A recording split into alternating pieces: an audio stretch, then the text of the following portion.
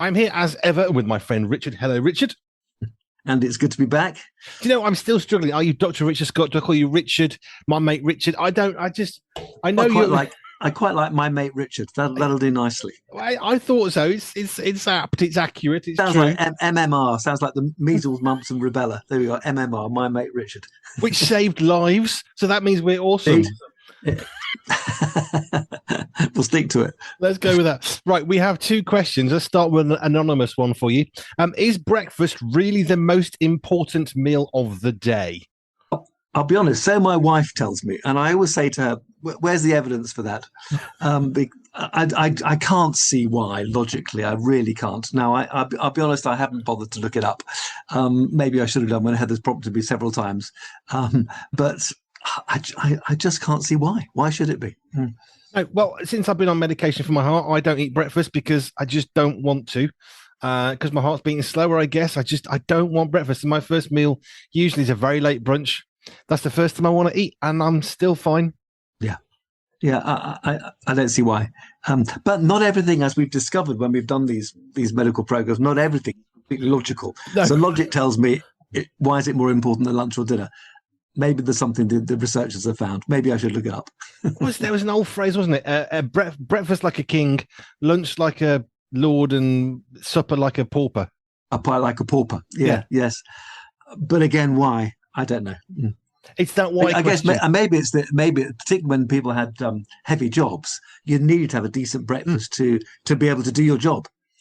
Nowadays, most of us haven't got heavy jobs. I'm not speaking for everybody, but those of us with sedentary jobs, you barely need breakfast, to be honest. I certainly need lunch. Well, yeah, but see, when I was driving trucks, which was very hard, some of the jobs were particularly manually invasive ones, intensive ones. I didn't want breakfast too early in the morning because I'd feel sick. 3 or 4 o'clock in the morning, your body doesn't want breakfast at 3 o'clock in the morning. Sure, agreed. It wants sleep, not food. Just saying. Well, I'll hold my hand up. I haven't done. I can't see why. You don't want to start doing them. Right. Now, the next question for you. I read an article recently, says Peter, about simple ways to boost brain health. Apparently, chewing gum, walking backwards, and humming all help the brain. Is this true? That would be reasonable because chewing gum helps concentration, and concentration is good for your brain. So I think that's fair. Walking backwards, boy, do you need to concentrate. Whenever you take your brain out of a comfortable situation and if you like stress it, and walking backwards is a stress. Try running backwards in a straight line, not just falling over. What was the third one? The other one, humming. Singing. We looked at the benefits of singing. Yeah. But I guess humming is a gentle form of singing. So yes, I think they're all reasonable.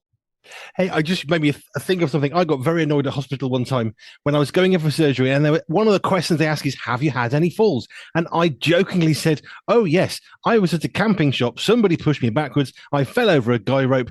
Does that count?" "Oh yes," she said. "That's very important." At which point I said, "Hang on a minute. No, I was joking. Yes, I fell, but I wasn't actually falling so much as gravity, string, and an idiot." That's someone who's just ticking boxes rather than understanding the situation. Yes. Did you bang your head? No, because I'm not an idiot. So I knew how to roll and I was fine. Oh, that's definitely a fall. I really don't think that classifies as, do I have a fall risk? Yes. But looking back, I think you should have said no. I really wish I hadn't been humorous at that moment. My humor occasionally, which will be a shock, does get me into a little bit of bother when I'm joking, perhaps at times when maybe I shouldn't. But it's more fun that way. It's a lot more fun, as Steve Legg would say to us. Right. Let's move on to the topic of the week. What have you got for us this week? Well, I'd like to bring something fresh, as listeners know, and sometimes unusual, often with a medical slant, and always I hope to make people think. So I want to tell people what's happened more recently in my life, and actually in one of the congregation's life. So 2.5 weeks ago, there's a Ugandan lady in our fellowship, Hope Christian Fellowship in Margate, and she's a good singer, and she led worship on the Sunday. Next day, she's dropping her husband to work in Margate, then drives to Dover, and is involved in a head-on road traffic accident. bad injuries. Thank goodness her airbag worked, but abdo injuries and a friend's child in the back, even worse than your own child, a friend's child in the back was taken to King's College Hospital, London, which is always a bad sign. So, amongst other elders, we heard about it late afternoon, called into the hospital. We all arrive. As we arrive in theatre, she's arrive in the hospital. She's already in theatre having an exploratory laparotomy. And her husband's been warned this is life-threatening. Her mum, unfortunately, happened to be staying from elsewhere in the north of England. And the father of the child, so their friend, was also with us. The mother was at King's College Hospital. So there we were, a group of us. We moved straight from the entrance to the hospital to the chapel, and we prayed and sung for about 90 minutes. You know, we're looking for a good result, Lord, complete healing, surgical skill, anaesthetic to go well, and please also let the child be okay. So absolute emergency, quite unexpected. I remember I've just been sitting down to watch a sort of rerun of the Lions rugby. 10 minutes into the game, I get the phone call. We're going to hospital now. Fine, off we go. So I'm delighted to say that the bowel perforation was dealt with. She was on ITU for several days, then the main ward, and was discharged. And on Saturday, just gone, her husband rang me up asking me permission for her to attend church. So I said, well, you know, it's relatively early, but how is she? Oh, well, she's in some pain. Yeah, she will be, but she's recovering well. Can she walk? Yes. Can she move? Yeah, moderately. Okay, sounds reasonable. I've been in that situation, having had a few operations myself. Okay, she can come to church. Make sure she takes it easy. So, of course, she doesn't. Halfway through the service, she stands up from the back, walks to the front, grabs the microphone, and starts leading worship in a different direction, which is fine. We're open to the Spirit. Then she gives thanks publicly to the Lord for, her healing. Good stuff, proper live testimony. And I gather she wants to come back in a couple of weeks and talk about her near-death experience. Fantastic. And I'm delighted to say also the child was simply observed. She had a small kidney tear, settled down, no need for surgery. So essentially, praise God to all of this. Now, I bring this as an encouragement because we all need encouragements, don't we? But also humbly to show you that absolutely we're not in control of our lives. And I've headed this talk today, God is in control. I've mentioned previously that the last bad accident I've come across of a good friend of mine, the pastor in Kenya, didn't survive. And the Lord took him home. It's still a good result. Of course, he's in eternal safety, and I'm delighted that his son is able to carry on the good work. My friend David's work was done, but in all honesty, I'm still pretty gutted, as we both are with Steve Legg, who didn't survive the cancer that he had, that, we won't be able to see each other and work together on this earth. I've lost a friend, but I do know that he's in the best, capital B, the best hands possible. So that's two things that have happened recently. This week, my family has also had some very bad news. One of Heather's cousins, out of the blue, is terminally ill with cancer. No one had any clue. It's started in the gallbladder, spread everywhere. Gallbladder is a terrible place to get a cancer. And he's not a believer, so he's in the awful position of a stunningly awful diagnosis and a short prognosis. And doing so in the absence of faith that can not only save him, but provide him with much needed comfort for both him and his family. My prayer obviously is for healing, but especially that he comes to know Jesus before it's too late. And what I want to bring really tonight is that, these three stories of Sadat, who's our lovely Ugandan lady, David Koreto, my Kenyan pastor, and this Heather's cousin, just illustrate how absolutely we are not in control of our lives. Not one of the three people mentioned knew what was coming. Accidents, by definition, are random, at least to us, whilst cancer is a thief that strikes, again, seemingly randomly, of course, but not randomly to God. And the Bible tells us that he's Alpha and Omega, the beginning and the end, and that this is the great thing, and that he knows our end from our beginning. All our days are known by him, numbered by him. And the Bible tells us, and this is I came across recently, it was a reminder, it says, teach us to number our days. In other words, God has numbered our days, but we need to realize that our days are numbered. We are mortal. Our days are finite. We're like flowers and grass that the Bible tells us will flourish and bloom and then quickly fade. So really, just to bring to your program tonight, a bit of a salutary tales, really, that, just as God sends the sun and the rain on the righteous and the unrighteous, the unexpected strikes both believers and non-believers alike. What matters, and here's the great point of difference, is how we respond to the challenges we face. And I would argue, and I think we've talked about this before, Andy, on your program, that get our responses in early before disaster strikes, whether it's health disaster, financial disaster, relationship disaster. Get your number one relationship, and that is with God, right first, because he's the master. And then we can give testimony like our Ugandan lady did in church just this Sunday gone, like David Koreto, my Kenyan pastor's family, have done repeatedly in the face of awful pain back at home. Like the wise man that Jesus taught, who built his house on the rock of faith, because we know that storms will come and we need to know where our house is built. So I just wanted to bring something that, from my own personal experience. These are 3 cases known to me, and all the listeners will have people known to them, accidents, cancer, other things, terrible things happening. And just a reminder to us, how is our relationship with God? Because only he's in control. It's absolutely true. I know I've said this before, but it seems pertinent with this one. I remember being rushed to in an ambulance from my doctor's surgery. I felt my heart wasn't beating correctly. Turns out I had pretty severe episode of atrial fibrillation. So my GP said, please lie down, don't move, ambulance is on the way. Blue lighted into hospital, where I was for quite considerable time in the inner sanctum of A&E. I've had that twice, although once by ambulance, second we just turned up. And the thing is, I didn't know that was going to happen. I didn't plan it. I didn't expect it. The hospital was very clear. You can't prepare for these single one-off random events. It can happen to anybody. In fact, there was a male nurse there who said, I was on this chair a month ago with exactly what you've got. He's a marathon runner. Very interesting. Yeah. Mega fit, way fitter than I was. And that's the point. It can strike you. And we don't know tomorrow what's going to happen. We don't know what's going to happen in an hour's time. I mean, we get a better grasp of it. It's like the weather forecast, isn't it? Yeah, it's probably going to be sunny, but it's not. Well, I was just watching the local news on the TV before coming on, chatting to you tonight, and they talked about Tom Lockyer, footballer, capital of Luton Town, who collapsed on the pitch last year and needed defib. That, of course, is the end of his career, but fortunately it wasn't the end of his life. And the programme was there, him meeting on the pitch the 7 or 8 paramedics and the doctor and the physio that saved his life. And he was, obviously giving everyone a massive hug and calling them all his heroes. But he had no idea, when he walked through those gates at 3:00 in the afternoon, that about whatever it was, 3:40, he'd be on his back in big trouble. The thing is, I guess medically, there are certain things that we can know about and certain things that we can't. There are certain things that perhaps we get an inkling of as human beings. We can know that, my right knee starting to hurt. So we can get an indicator from the pain or the discomfort or the stiffness that something isn't right. And then, maybe you need to go and see a doctor and think, well, what is it? Have I fallen down recently? Have I actually been sleeping funny overnight? And there's all these different reasons as to why, whatever the symptom is, that we might have it. I don't have a sore right knee, just to say.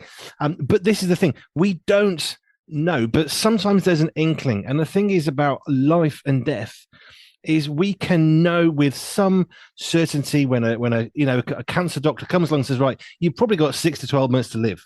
We know it's a wild guess based on perhaps a lot of information, a lot of experience, but it's a guess. They don't know. We know that a baby should be born at 9 months, 40 weeks in France, slightly different. So a British doctor and a French doctor will have a slightly different due date for a child, give or take a week. And that's the thing. We don't know the future, even when we think we do.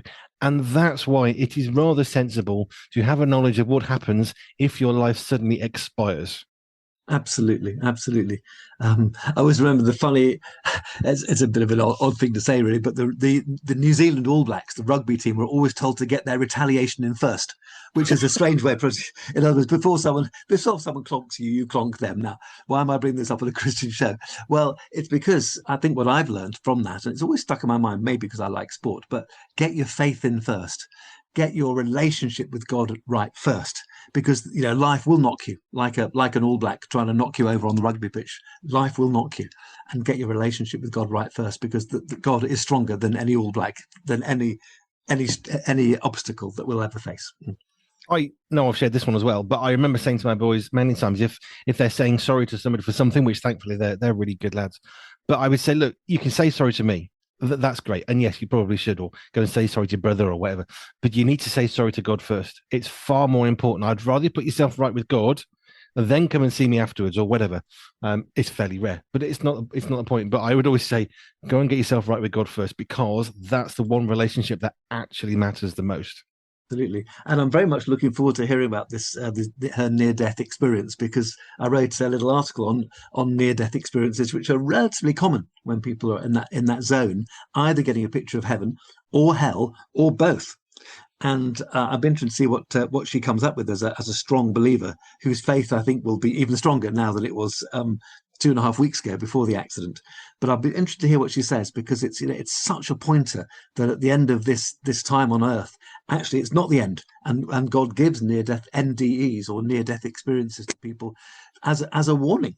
Sometimes, and I remember reading about some man who was leading a pretty awful life, really, when he had his heart attack in his 60s, and he had a picture of hell. Boy, did that shake him up. Changed everything. He was in church, like, he had to kick him out. And he said he could actually look up in church and see angels at the top of, just underneath the eaves. He could see things that other people couldn't, and he was so aware of eternity. And it's just a reminder that this world isn't all there is. It's very easy, as I'm listening to you thinking, I agree with everything you're saying. It's very easy for me also to listen and think, yeah, but that didn't really happen. That's the first thing my brain wants to go to. Yeah, but they didn't really have that experience. So I was chatting with somebody in the week from Operation Mobilization, and it was an interview because they're not part of that, but they were at a Teen Street camp. And we were talking about how do you hear God and get on with your life and all that. And she talked about how she'd had an audible voice from God. And she sort of went to great lengths to talk about what that was like. And I shared with her later that I've had the same thing a few times. Actually, I've heard God's voice audibly. And we have the same experience, which is fascinating.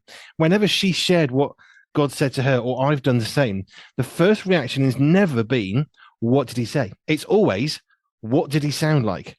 Because we immediately want to compartmentalize, right, he's a Frenchman, he's a Spanish man, he's this, he's that. But we miss the message, and the message is the most important part. No, that's very interesting, because I've heard God speak twice, I would say, very clearly, and other than just prompts in my mind, which happen a lot. But the time I heard him audibly, I can't remember what he said, except the voice was like honey. It's absolutely the sweetest honey I'd ever experienced. And the second time was just a strong nudge to me to saying, get out of bed, you need to preach. And I'd had a bad journey to go, and I was going to miss my preach because I was in bed. It was just, get out of bed now. And I looked around, there was no one around the room. Oh my goodness, that's God speaking to me. Up I went and just got there in time. But when I actually heard his voice, rather than just a strong prompt, it was like honey. Really, really extraordinary. But this is the reason why I was sharing that, is the message of who God is. You can read the Bible, you can memorize scripture, and that's great, by the way, if you can do that. I always fail to do that. I just accept that I'm not really going to memorize the Bible anytime soon. I'm okay with that.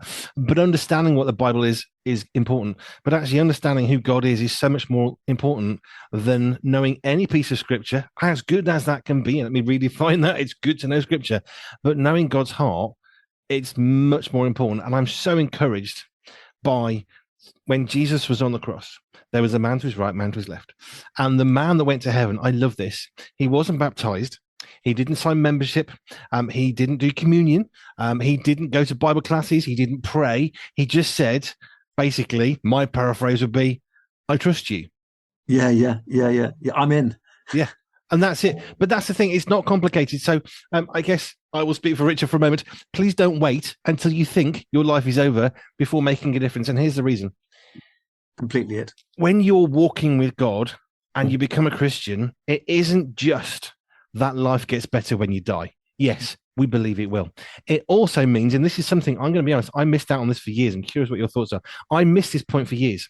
That life now, I'm living and breathing on planet Earth, life now also is better with God. There's difficulties, but actually it isn't just about when you die. It's about experiencing the peace of God in this life as well. No, totally. I mean, that's that whole business of, it's not just pie in the sky when you die, but steak on the plate while you wait, isn't it? As someone once phrased it. But it's true. And I can say that because having become a Christian at 14, I walked away at 18.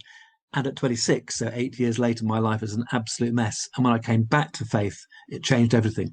Yes, there were some problems still to overcome. And I've had one or two problems since, like bowel cancer. but it's just your take on the world is very different. You are a different person. You literally are a new creation. And life, I always say to my patients, life with God is so much better than life without him. So, I can't recommend faith strongly enough. No, and I think we put a lot of pressure on what that should mean. So heart surgery last July, I know we've spoken about that quite a lot, but I got so frustrated and annoyed at myself that I wasn't sufficiently peaceful as much as I should have been. And the thing is about the word should, it piles guilt on us and it robs us of the joy of today. And I found myself lying on the hospital bed thinking, there's guys in this ward who seem to be far more peaceful than me. I know God. I know where I'm going to go when I die. If I die today, I know where I'm going to be. My family will be fine because God will care for them. And yet I still struggle with anxiety and worry and panic and very high blood pressure because I was freaking out being in a hospital about to have a surgeon stick something inside my heart whilst awake. All of that, that's okay. Because what does God say? Not do not be anxious, but do not be anxious. However, when you are anxious, it's the most wonderful words for me ever to read. It's like, you don't need to be anxious. It's fine. But when you are, here's what you can do. What you can do. Yes. And, it's always put your trust in me. Yeah. And, don't just let the sort of thoughts swirl around like a sort of unhelpful vortex in your head. Give them to God. We can't know tomorrow. And there's a beautiful bit of scripture in the New Testament. I don't remember where it is. I think it's maybe 1 Peter, but it talks about, and I say this a lot, you don't go to this city and say, I'm going to go to this city tomorrow and I'm going to do business over here and do that, because you don't even know what's going to happen in the morning. And I think that is so true. And the story you said at the start, we don't know. Don't go through life morbid and afraid and terrified. That's not living. What does the Bible say? He wants to give us life to the full, life to the max. Absolutely. Life to the max. Yeah, absolutely. And it's true. Was I reading something earlier about good business isn't just about making good decisions, but about courage to try. And I think that if we could apply that to our lives. Good. It's having the courage to be a Christian and say, actually, it takes courage to say I'm not in control. And I think, often weak people desperate to remain in control. Once you realize you're not, it's very liberating. And actually, but it takes a bit of courage to say, actually, it's not about me. It's about God. But when you do so, when you pluck up courage to do so, then it changes everything. And one can go about life not doing nothing. He's got plenty for us to do, but just realizing we are not in control. Yeah. Which is true. We're living in a world where there's fear around us, and the certain fact that when I die, I'm going to go to heaven and be with Jesus Christ. That carries me through some scary moments, like heart surgery last year. I'm sure you had some similar issues when you had bowel cancer and you had to go through or navigate all of that stuff. There are terrifying moments that are going to happen because you know what? It hurts. Needles hurt. It's not a scratch. I don't care what a doctor or nurse says. It is not a slight scratch when you have a needle. But you know what? There's someone who can help you through that as well. Absolutely. Yeah. Well, I hope that we've encouraged somebody listening today. I hope so. But absolutely. Just realize that we're not in control and pass it to God. And my standard advice, which I always give, if you are listening to this and thinking, maybe I should do something, go and find a church that's open every single Sunday morning. Not sometimes, go to one that's open every single Sunday morning. Go and walk in there and say, I heard this chap on the radio talking. Could you tell me what it means to live my life that's better? How does God fit into my life? But find a church that's open every week, not just sometimes. Richard, thank you. We'll have more of this next week. It's good. My pleasure, Andy. 3 Point Pure? No bad language, nothing immoral, nothing illegal. Here at Pure 24/7 Radio, we make sure we're always 3 Point Pure. That means music without bad language and songs that don't promote anything illegal or immoral. If that sounds like something you enjoy, then support us financially so others can enjoy it too. Just head over to pure247radio.org/donate. That's pure247radio.org/donate and help us make the world a better place with our 3 Point Pure standards. Providing something for free costs somebody something, but doing nothing costs someone something too. So support us financially and let's walk together and brighten the lives of others. Everything we do at Pure 24/7 Radio is funded by your donations. Thank you.